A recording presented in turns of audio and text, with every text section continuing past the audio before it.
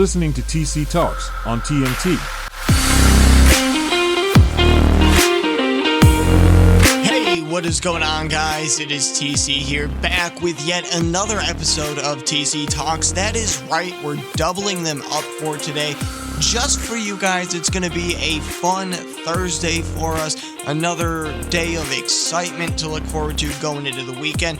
Fridays are always fantastic, but Thursday needs something to bring it up, and we are going to make it some fun here by giving you 2 videos every week. So we're going to do our predictions on Thursday. We'll try to get them out before Thursday Night Football next week, but other than that, we are going to be doing our predictions weekly for the NFL, and then we're going to be talking about baseball. But for right now, it is going to be Chicago White Sox baseball because they are still in a playoff hunt. But as we get into the playoffs and the rest of the postseason, we're going to be bringing you some highlights around Major League Baseball as well. So just wanted to give you guys that quick heads up, do a little bit of the utility work right here and move on with it. So today we're going to be talking about the White Sox, as I said earlier. And the fact of the matter is they are still in position to take home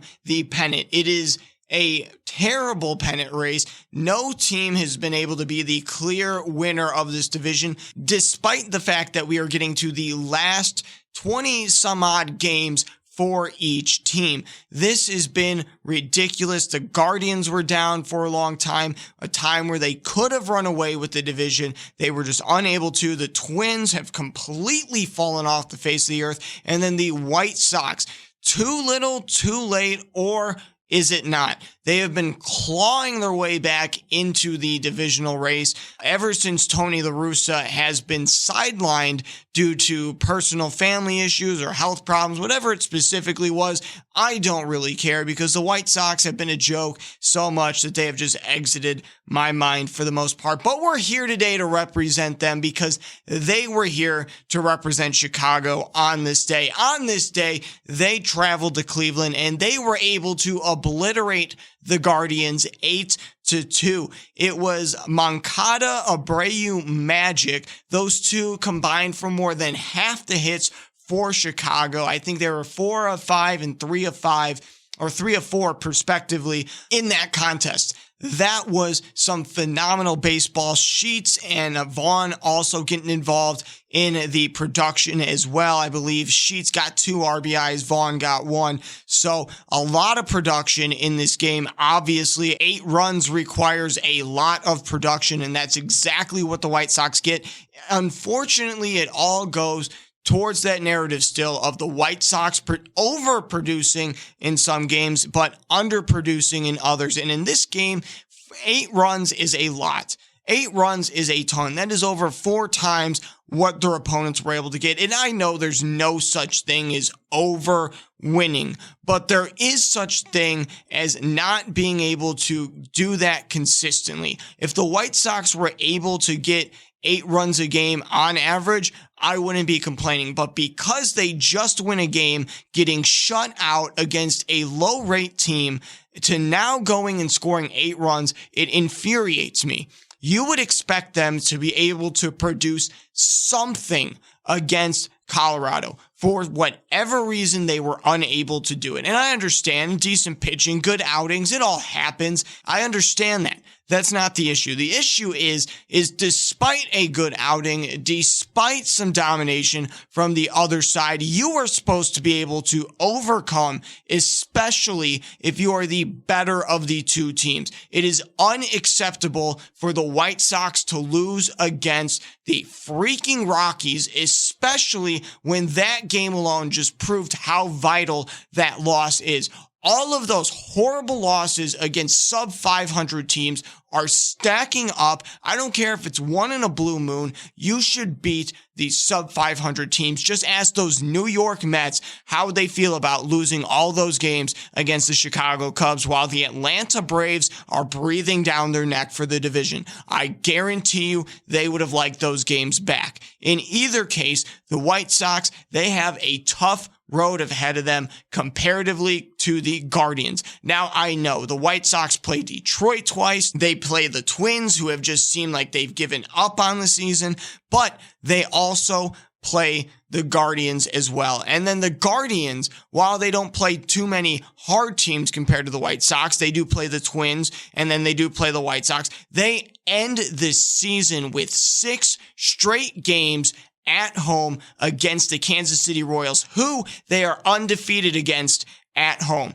They are 3-0 this year against Kansas City at home, 5-5 on the road. So hopefully Kansas City is able to bring some of that home field magic with them to Cleveland, but I don't see that happening. The Guardians are really good on their home diamond, so I would not expect much from Kansas City in this one. The White Sox, they're going to have to beat up the Twins. They usually do, so I'm not too worried about that. But the biggest games, those 3 games that they have to go up against Cleveland, those are the 3 games they can make up right now. They need to go on a run, and it needs to be big. They need to get a double-digit win streak going right now. I know it's unlikely. I know it's improbable, but that is what the White Sox are going to need in order to have hopes of making it to the playoffs, because again, they have a 9-game deficit essentially to make up, because I'm not giving Kansas City the benefit of the doubt in any of those games to end the Guardians season. So that means that the Guardians have a 9-game advantage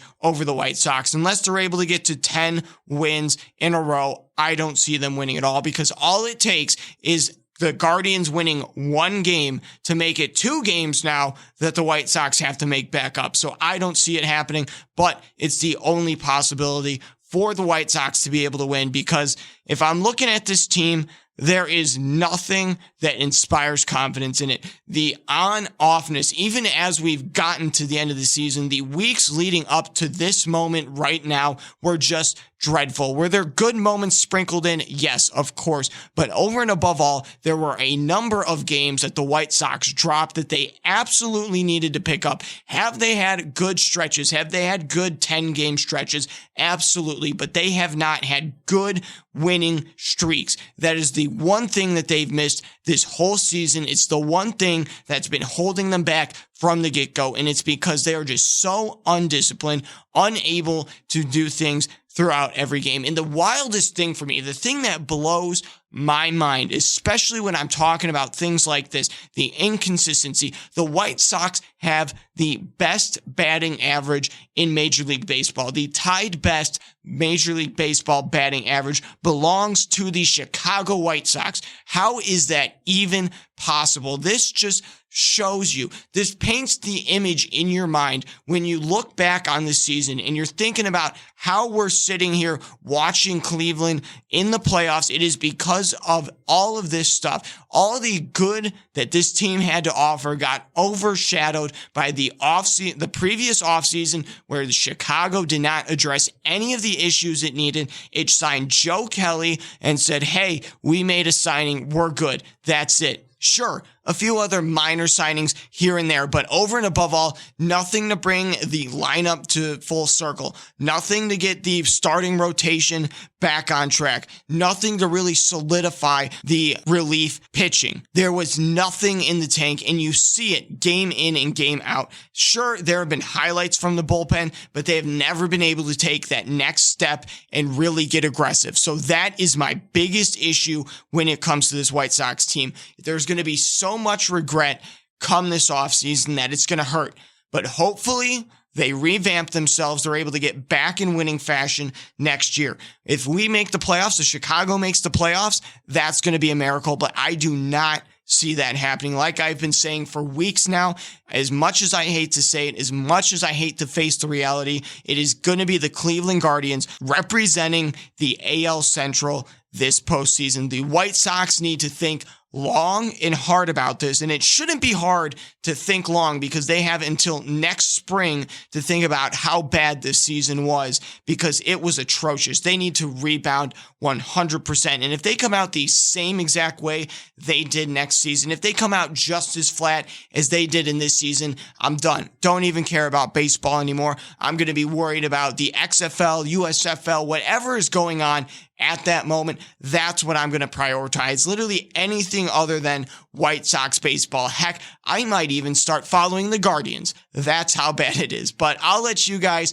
be the decision on what teams you should be following. I'll stick to the White Sox for now, but I want to know your thoughts down in the comment section below. Do the Guardians have the AL Central locked up, or can the White Sox make a run? I want to know your thoughts. Until next time, this has been TC with TC Talks.